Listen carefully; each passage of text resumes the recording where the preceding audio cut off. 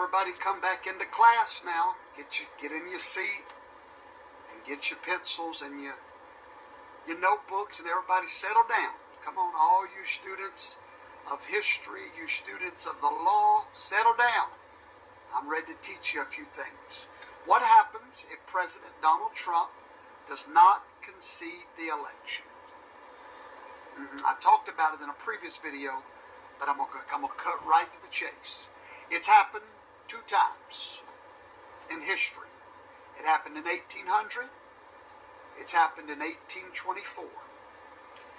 And if you'll remember, Hillary Clinton told Joe Biden not to concede. You remember that? Before this election, she told him, do not concede. You know why she told him that? I hate to say it, smart woman. She knows the law. But most Americans don't. Most of you watching me don't know it. I didn't know it. But now I do, and knowledge is power. And I promise you, Donald Trump knows what I'm fixing to tell you. So do all of his lawyers. Okay, so here's what happens. Real simple. The most powerful thing that keeps the peace in the United States of America is not required by law. It's just a custom. And it's called a concession speech. We've been doing it for a long time, but there's no law that requires a concession speech. However, it does aid in the peaceful transfer of power. So normally, when a presidential candidate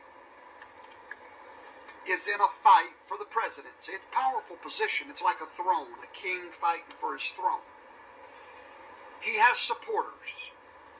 And those supporters are literally ready to fight, if you will, for their guy. Hey, that's just the way it works, folks. It's been that way since the dawn of time.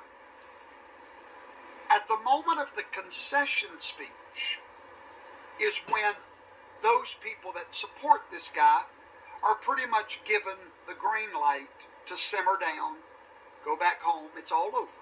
It's a surrender. It's a white flag of surrender. But it is not required in the Constitution. It's simply a custom. It's a wonderful custom. Once a president concedes, the battle is over. There's no more legal fighting. There's nothing. Everything after that just sort of happens with a rubber stamp. Then the electors get together. They cast their votes in Washington, D.C. The president is officially elected, and the votes are certified. And that certification gives that man the presidency. But more importantly, his concession speech from the opponent is what gives him legitimacy and a transfer without drama. But 2 times in our history, presidents did not concede the election. Why? Well, not because they were trying to be rambunctious, but just like Al Gore, they knew that something was off, and they were not ready to give up a fight with a margin less than 1% in all the battleground states. According to the law, Georgia is going to be recounted. We do not have any official result anywhere in the nation. Pennsylvania is going to be recounted. Arizona is still being counted. Nevada is going to be recounted. We have a total recount coming. Now, after that recount, the president has legal options to go to court to prove irregularity. So, let's just say that none of that works, and the president still will not concede the election. The Constitution, Amendment 12 of the United States Constitution gives you the answer of what will happen. If they cannot rule on it in the court, and he does not concede, and there's no certification of an undisputable majority, then we go to the House of Representatives. When we get to the House of Representatives, there are 475 members of that House. The election is null and void at that point. It's like it never happened. The numbers do not matter any longer. This has happened twice in history. I got a feeling it's fixing to happen again. At that moment, the election becomes obsolete, and now the president will be elected by the Congress, the House of Representatives. Now, immediately, that strikes fear in the heart of a conservative, because guess who controls the House? The Democrats. But not so fast.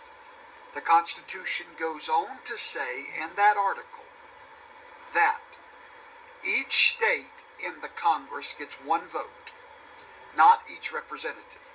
Each state gets one vote for the president.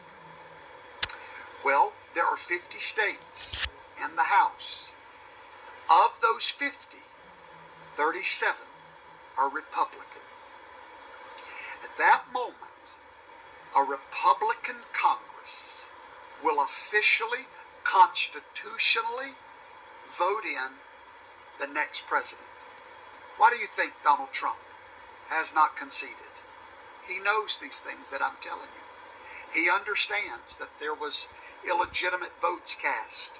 He understands that votes are still going on. Now, he may get tired of the fight. I don't know. I don't think he is, though.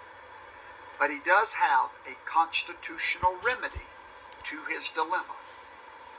This is going to be interesting to watch. But remember, Hillary Clinton told Joe Biden, do not concede no matter what. Now, why did she tell him that? Because she knows what I'm telling you. And so, Joe Biden has won a few battleground states with less than 1%. Those are automatic recounts. We will not have a winner till we have a certification. If we can't get a certification that's not contested in the courts, it will go to the House of Representatives just before Inauguration Day. Now you might know why the Panther is getting real quiet in the background, waiting for the attack. I'm not saying that's how it's going to go, but the Constitution foresaw this. The Constitution made a way for an illegitimate election to be overturned in the House of Representatives. So class is dismissed, and now you know the truth.